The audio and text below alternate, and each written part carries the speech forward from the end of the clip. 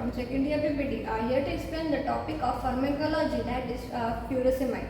So furosemide is a common diuretic drug we commonly use for the clinical practice.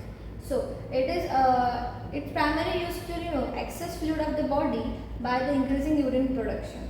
So furosemide acts on the loop of Henle in the kidneys, specifically the thick ascending limb. It blocks the reabsorption of sodium, potassium and chloride ions. As a result, more water remains in the urine and it's created from the body. So it's in turn, furosemide helps the body to get rid of extra water and salt, then reducing fluid overload. So indication of furosemide. Furosemide commonly prescribed for congestive heart failure to reduce edema and a breathless, to hypertension, that is high blood pressure, especially which associated with fluid retention, pulmonary edema, excess fluid in the lungs, kidney disorders such as nephrotic syndrome, liver chlorosis associated with fluid accumulation. Then routes of administration. Furosemide can be administered by the tablets, or in the emergency case we can indicate it by intravenously, right? So its adverse effects, some effects are there such as dizziness, dehydration, frequent urination and low blood pressure or muscle cramps. Its major concern is hypokalemia, which means the low potassium levels in the body. This can lead to muscle weakness, fatigue or cardiac arrhythmias. Physiotherapy. As a physiotherapy, we monitor patient for dizziness and orthostatic hypotension during mobilization. Be aware of dehydration and electrolyte balance, which may affect the exercise potassium levels.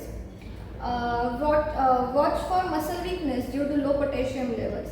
Schedule therapy sessions considering the patient frequent need to fatigue or need to urinate.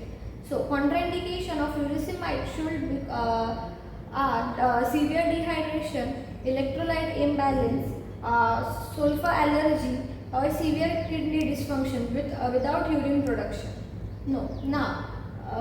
Furosemide is mainly act on the kidneys, so it maintain the balance of sodium, potassium and calcium levels in the body. So now we will know about the pharmacokinetics of furosemide.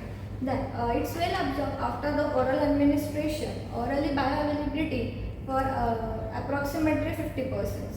Onset of action, oral route begins within the 30 to 60 minutes. Intravenous routes begin within 5 minutes. Duration of action, oral 6 to 8 hours, intravenously approximately 2 hours.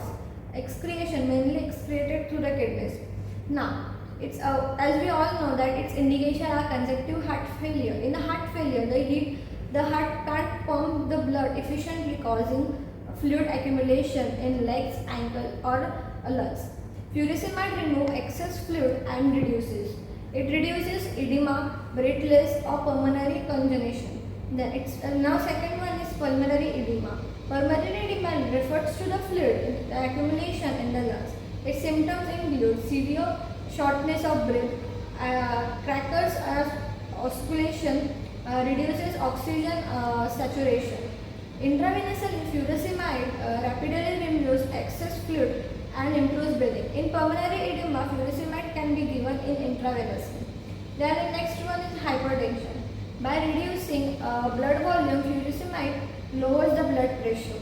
It is especially useful when the hypertension is associated with kidney disease, heart failure, fluid overload, or kidney disorders.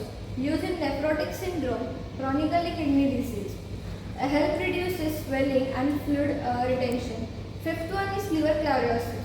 Patients with chlorosis often develop ascites or peripheral edema. Furosemide helps to remove excess fluid. In this, we can give furosemide in the form of drugs also, or in the form of intravenous also. So then adverse effect, hypokalemia, one of the most important side effects of the furosemide. Its symptoms include muscle weakness, fatigue, muscle cramps or cardiac symptoms.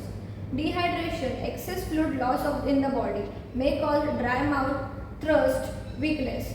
Third one is hypotension due to decrease in blood volume.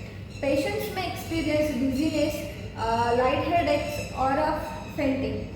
Then hyperarrhythmia, low sodium may occur confusion, headache or fatigue. Next one is hyperuricemia, may include the uric acid levels and precipitate gout attacks. Thank you.